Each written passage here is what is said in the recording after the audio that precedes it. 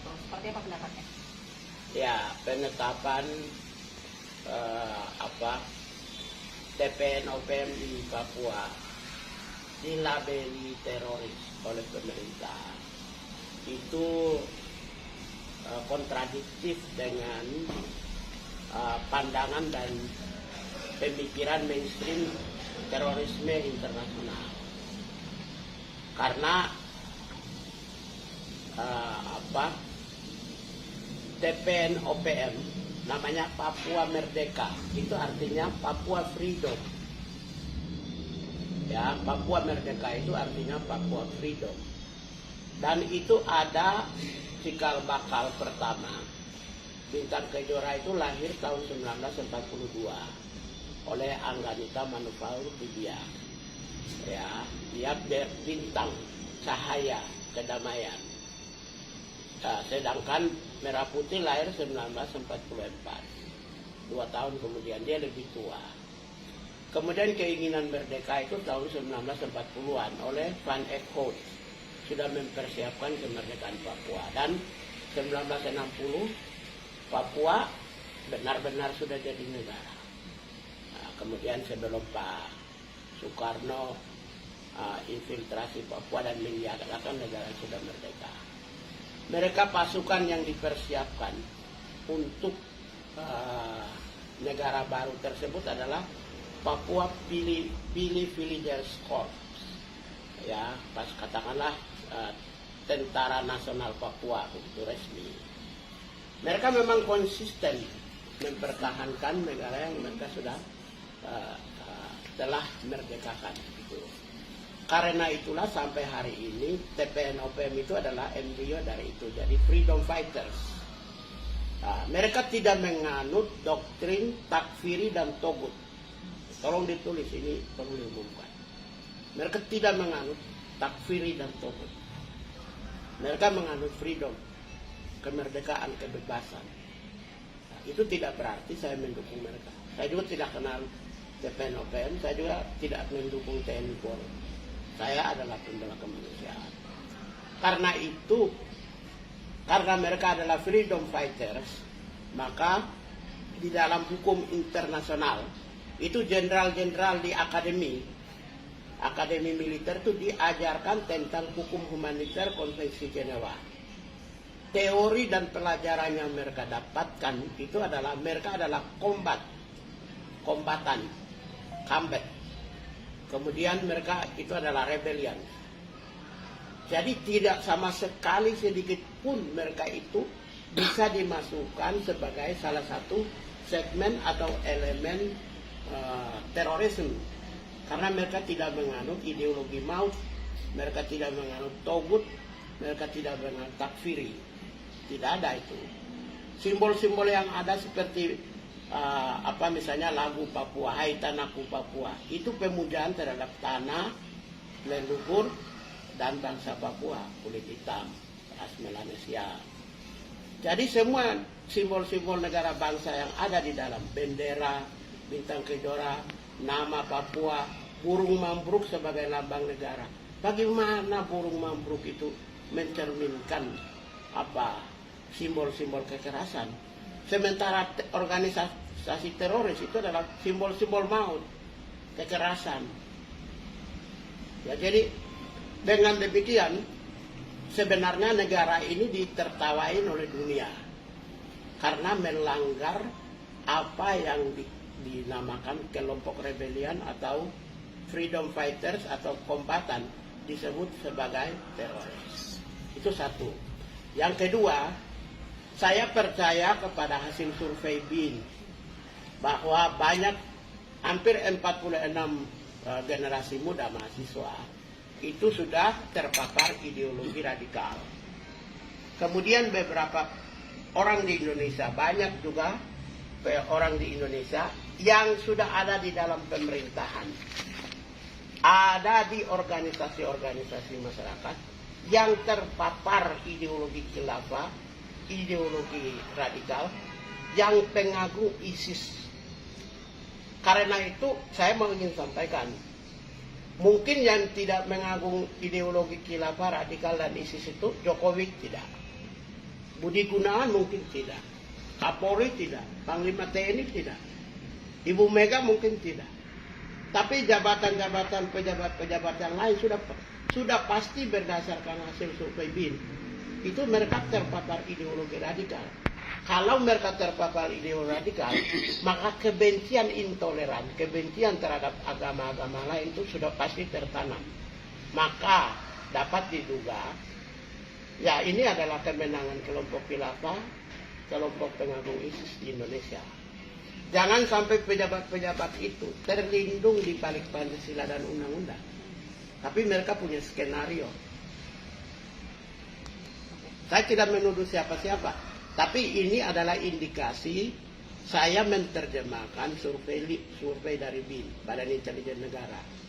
Nah, karena itu saya meminta Jokowi harus hati-hati memberikan peluang kesempatan jabatan kepada privilege khusus kepada orang-orang tertentu yang sedikit di dalam karakter kebangsaannya lemah. Karena orang yang memang jenderal-jenderal banyak juga yang menolak TPNOPM dikategorikan sebagai teroris. Siapa aja tuh, Pak? Pak Susno Hadi Winoto, jenderal sudah tegas, sangat tegas menolak. Hari ini Hendardi juga menolak. Hendardi juga penasihat Kapolri. Terus kemudian Amnesty International juga menolak. Lalu Komnas HAM juga menolak. Semua pendukung civil society sudah menolak. Ya, karena itu apa yang Pak Gubernur Papua sampaikan bahwa penetapan itu harus ditinjau kembali dan konsultasi dengan PBB. Karena ini jangan sampai ini memberi kekuatan kepada Timur Tengah yang mendukung, yang membangun negaranya berbasis ideologi khilafah, ideologi takfiri dan togut. Itu mereka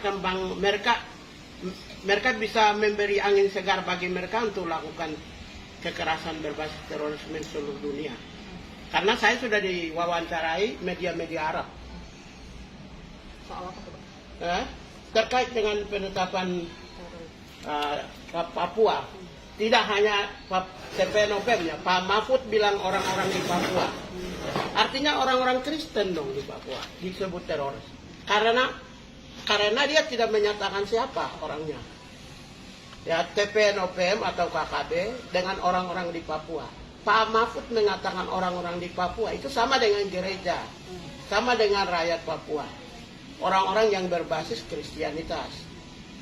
Ini telah memberi angin segar kepada negara-negara Timur Tengah yang membangun negara khilafah, negara yang mendorong kekerasan terorisme untuk menjustifikasi bahwa ya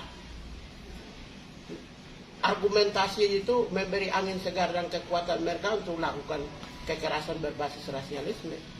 Karena itulah saya mengatakan bahwa ya pemerintah harus jangan memberi privilege khusus kepada orang-orang yang berlindung di balik Pancasila dan undang-undang. Kemudian memberi jabatan di dalam pemerintah, tapi mereka justru mendorong, mengembangkan, memperkuat, atau memberi angin segar kepada kemenangan khilafah dan ISIS. Jadi sekali lagi yang Abang soroti adalah label dari teroris ini ya Bang ya? Ya. Tadi Abang juga sebut rebel dan combat dari kelompok ini. Rebellion dan kombatan itu sudah lama. Itu seperti apa Bang? Hampir semua gini, rebellion. Yang tentunya membedakan dengan label teroris ya? Ya, rebellion dan kombatan itu kan hampir semua negara di dunia itu rebellion. Yang zaman lalu, yang memerdekakan wilayahnya. Kelompok rebellion itu adalah kelompok Bumi Putra yang membentuk kekuatan berbasis patriotisme dan nasionalisme. Di negara-negara di Afrika itu pemimpin rebellion itu Jomo Kenyatta, Bapak Bangsa di Kenya. Kemudian Kwame Nkrumah, Bapak Bangsa di Ghana. Kemudian Julius Nyerere, Bapak Bangsa di Tanzania. Hampir semua tokoh-tokoh bangsa, proklamator-proklamator di seluruh dunia itu adalah pemimpin-pemimpin kombatan yang memperjuangkan kebebasan bangsanya, kebebasan wilayahnya, mempertahankan harga dirinya. Perlawanan mereka adalah militer dunia barat dan kelompok-kelompok superioritas kulit putih. Karena itu kekerasan di Papua yang menentang militer, penetrasi militer dan superioritas kelompok-kelompok yang migran di Papua, itu semua sama. Hampir semua negara-negara yang melepaskan diri dari penjajah itu sama. Pakistan, India. Berarti mereka Kemudian Bangladesh, India. Kemudian Rusia dulu, Uni Soviet ada 15 negara yang menentang Uni Soviet. Nah, itu mereka menentang tentara dan mereka menentang kekuasaan Rusia. Kemudian Yugoslavia juga sama, orang-orang Slavia menentang Yugoslavia. Orang-orang Srebrenica menentang Yugoslavia. Orang-orang Bosnia menentang Yugoslavia. Jadi militer Yugoslavia dan orang-orang Yugoslavia ditentang oleh suku yang lain. Karena itulah masuk dalam kategori rebellions atau freedom fighters. Jadi tidak ada hubungan sama sekali dengan teroris. Teroris itu tidak harus menganut ada dua doktrin. Ya, yang saya pahami yaitu doktrin takfiriyah dengan doktrin Togut. Togut tidak mungkin ada pendatang semua guru-guru di daerah pedalaman. Orang-orang Islam ada yang jadi pengajar di sana, ada yang jadi mantri, ada yang jadi dokter. Jadi bagaimana Togut?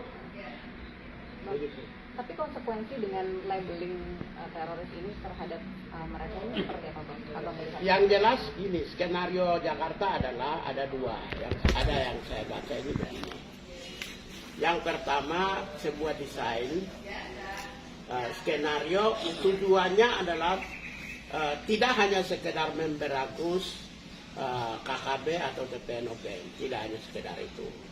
Karena Jakarta sudah menggunakan maksimum essential force, maksimum, saya tidak pakai minimum, bertahun-tahun, tapi mereka tidak mampu menyelesaikan. Apa enggak kemarin operasi militer dibawakan dari Panglima Komando Wilayah Gabungan itu berhenti? Kan juga enggak. Dulu zaman Soeharto berkali-kali disebut KKB, GPK lah, Gerakan Pengacau Keamanan lah. Itu sampai sekarang kan tidak pernah dengan kekuatan alat utama sistem persenjataan. Tetap karena itu menurut pemahaman saya, negara lagi sedang menjustifikasi terorisme untuk membantai rakyat Papua atas dasar rasisme dan rasialisme. Bisa-bisa Papua habis. Dan ingat, Papua ini pintu masuk ke Pasifik. Papua habis, kemudian lakukan politik pendudukan, nanti negara-negara Pasifik goncang, terancam. Australia terancam, New Zealand terancam. Jadi hati-hati, ini politik global bisa berbahaya ini. Berarti saran dari Abang atau masukan? Kalau saran dari saya, sudah kembali ke normal aja. Lo mau kasih nama apa ke, mau apa kucing ke, mau anjing ke, mau KKB ke, mau apa, tapi jangan teroris. Karena teroris itu bisa menggoncangkan kawasan. Negara-negara fanatik semua loh, Palau, Papua New Guinea, ya, Tuvalu, New Caledonia, Vanuatu, Solomon Island, Australia, dengan New Zealand itu negara Kristen fanatik semua. Mereka goncang. Kalau Papua diberangus, gereja-gereja juga ikut dihancurkan kayak Suriah, orang-orang juga dihancurkan, maka berpotensi untuk penetrasi khilafah ini masuk di kawasan Pasifik. Itu yang berbahaya. Karena itu lebih baik ini tidak usah, normalkan aja kembali. Terima kasih. Cukup.